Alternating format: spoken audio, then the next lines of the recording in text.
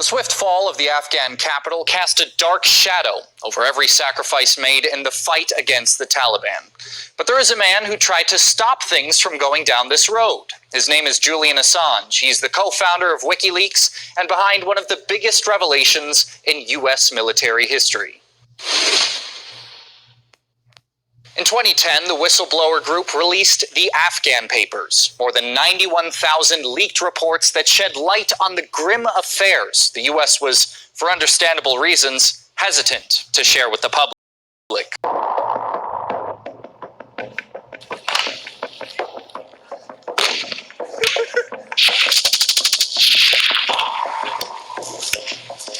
Unvarnished, ground-level picture of the war in Afghanistan that is in many respects more grim than the official portrayal.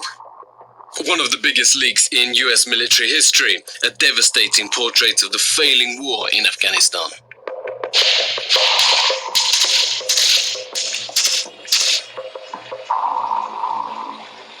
When these reports came into the public eye, Washington's reaction was not to say sorry or even to try to deflect guilt. Instead, it shifted the blame onto Assange, calling him a criminal for apparently putting American lives in danger. WikiLeaks walks like a hostile intelligence service and talks like a hostile intelligence service. It is an attack on the international community. Julian Assange is engaged in terrorism. He should be treated as an enemy combatant. So, Assange put American lives in danger when he showed the world how U.S. soldiers actually killed innocent people? Our publications documented their involvement at a case-by-case level in the deaths of more than 20,000 people in Afghanistan and more than 108,000 people in Iraq. And so when you want to distract from this, you just make the same accusation to the person that is making accusation against you. WikiLeaks determined that the 2006 Operation Medusa resulted in one of the highest civilian death tolls of the war. Despite the shocking circumstances surrounding the event, it was poorly investigated. An American soldier was killed. They called him an AC-130. This is a C-130 cargo refitted with cannons on the side. It circled overhead and rained down shells. The war logs say 181 enemy were killed. The logs also say there were no wounded or captured. It was a significant massacre. The Afghan papers go on to suggest that the cover-ups began with those actually carrying out the slaughter. U.S. soldiers reporting on their own actions appeared to lump civilian deaths with the number of insurgents they had killed. WikiLeaks revelations also shed light on Special Task Force 373, an elite unit tasked with hunting down Taliban leaders. Many times, though, they were involved in the killing of civilian men, women, and children. And Washington later trying to water down the situation with misleading information about what happened. One example of this was when the task force fired rockets at a compound, quoting nefarious activity there. But it was apparently not the case. There does appear to be evidence of war crimes in this material. An example is the Task Force 373 HIMARS missile strike on a house which killed 7 children. NATO later recognized the children's deaths they had caused, but said that initially they had no idea they were there. The colossal price Americans' taxpayers paid, the needless suffering caused, the fall of a corrupt, failed state. Why did all this continue for so long? One answer is gigantic profits for giants of the military-industrial complex. With stock returns from 2001 to 2021 for government-contracted companies like Lockheed Martin and Northrop Grumman totaling more than 1,000%.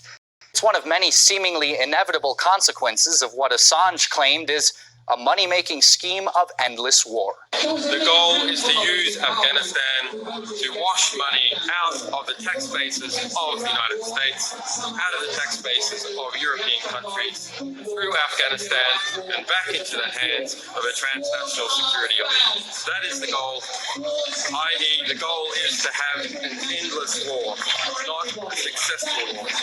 No wonder the West may want to bury the truth and condemn Julian Assange, whose fate is still hanging in the air as he faces 170 years in prison if extradited from a UK jail cell to the United States. 175 years in prison. You ever wonder why would they even go as far as saying 175, knowing full well no one lives that long? But that's just even to say that they still own you even in death. So first and foremost, I want to give all praises, honor, and glory to Yahweh Bashim Yahushua Bashim Rukakadash. Double honors to the apostles of GMS and the sincere Shalom to brothers out there pushing the truth in sincerity, and Shalom to the hopeful elect. This is Psalms 55:21. It says, "The words of his mouth were smoother than butter, but war was in his heart. His words were softer than oil, yet were they drawn swords." And that's Babylon in a nutshell. See, you can't see this place can no longer hide the truth, even now, of their wicked ways. We've been doing it for the longest time, but now it's really going to show through even the people that's on the other side doing this. From 2001 on up to now. And we know this is the goal for Esau. He wants an endless war because why? It makes him money. While he's making money, or while he's funding money, he's making a profit. While he's making a profit, he's sowing chaos. And this has always been the goal for it. Well, at least one of the goals. One of it. The main goal is to get everybody, chipped. But this is what Esau enjoys to do. They sow chaos, get everybody into one world order. Meanwhile, completing Agenda 21. He's like I said, he's at least always 20 steps ahead of the average person. We just happen to be an extra step ahead of Esau to tell out these things, not always in an accurate manner, but then at least it's something that gives you an idea. And for the most part, we've been accurate. We've been accurate about everything we've been saying. It's just a matter of how it's done. We don't know when the time of day is going to happen, but we know it's going to happen.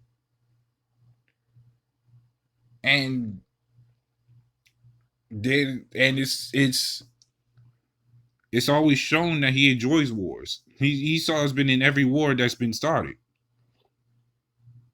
He's been in every war, at least everything that's about to start a war. This is an ongoing thing, and now that it's being exposed, hey, they get to lock up as many people as they want to. The truth is truth is still going to get out there. This is Isaiah 47:1. It says, "Come down and sit in the dust, O virgin daughter of Babylon. Sit on the ground, there is no throne. O daughter of the Chaldeans, for thou shalt no more be called tender and delicate." And as you can see, this place, I guess you could say, has seen better days. Like, we could go into the part of the infrastructure. The infrastructure of this place is getting worse and worse. But then we could also get into the reputation of this place. How it's also getting worse and worse. The imagery that has been portrayed about this place, to be shown as this great place that will accept you as who you are.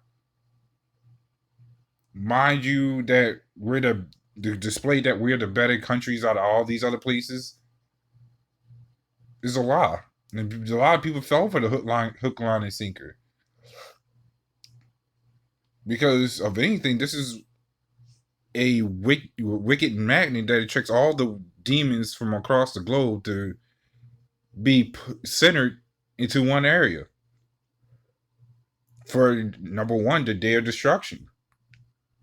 But it also shows the other countries that how many people will flock to this society because they could get away with a lot of things, such as being a homosexual or anything they want to be in. So, actually, I'm going to go further into it. It says, "Take the millstone and grind meal Uncover thy locks. Make bare the leg. Uncover the thigh. Pass over the rivers. Thy nakedness shall be uncovered. Yea, thy shame shall be seen. And that's also going in with how the way the society runs. The way the society runs is completely backwards. The morals is gone, or opposite. The things you could do here is insanity. And now, with everything that's going on, with how the decisions going quote unquote into the president of what happened with Afghanistan, as some of the people have said, it makes this place look weak. And now the wickedness is being exposed, that they just want an endless war, not a successful one. So the lives that are being put out there doesn't even matter. They just died for nothing, and especially since these veterans will come from war, coming back home, and if they have a disability, they're not getting compensated for it. Some may, but majority of them won't. Or if you're just coming back, well, 9 times out of 10, a lot of them are homeless. A lot of them are homeless. Some do go back home to what they do, and they end up having to work for some reason. Unless they're probably old enough to where they do get compensated. But that's a rare case. Or I won't say rare, but it's a less common case. Whereas a lot of these veterans that come back, as again I mentioned, they're homeless. You see them walking up and down with saying that on those posters saying, "Hey, I'm homeless. I'm a veteran." Well, if you're a veteran, what the hell are you doing homeless? What happened to all that money you're supposed to be receiving when you come back home? It says, to continue on the scripture, it says, "I will take vengeance, and I will not meet thee as a man." So all the things and wickedness this place portrays or puts out, or being discovered or exposed, the Lord said He's going to come back and destroy this place because, hey, you got the Lord's people being wicked in more ways than one. You got the Lord's people going into serving the military, serving Esau in the military, the police force, and all these other forces out here that our people shouldn't be doing. Out here having our women being over the men, being prostitutes for anything and everything out here. The men hocked up on weeds, drugs, and guns, and everything under the sun. So ultimately the Lord's the one who does it, but that anger is upon Esau. He's going to wipe out all the inhabitants of this place while rescuing his hopeful elect from this madness that's put out here. Because that's the end goal and the main goal for all this, for this place to be destroyed and our oppressors to serve their time next. Just as much as He makes us serve our time. And Esau, the messed up part is Esau's willing to put anybody down for as long as they need to until they comply with his system. Well, Esau's going to have that reversal to where he has to comply with our system next. With our dominance. We know Esau's afraid of that. But the Lord is the one who conquers and overcomes all that. Conquers and overcomes everything. So that's pretty much all I wanted to go on with that. It was supposed to be like a short video. So, Lord, this was edifying. With that, shalom.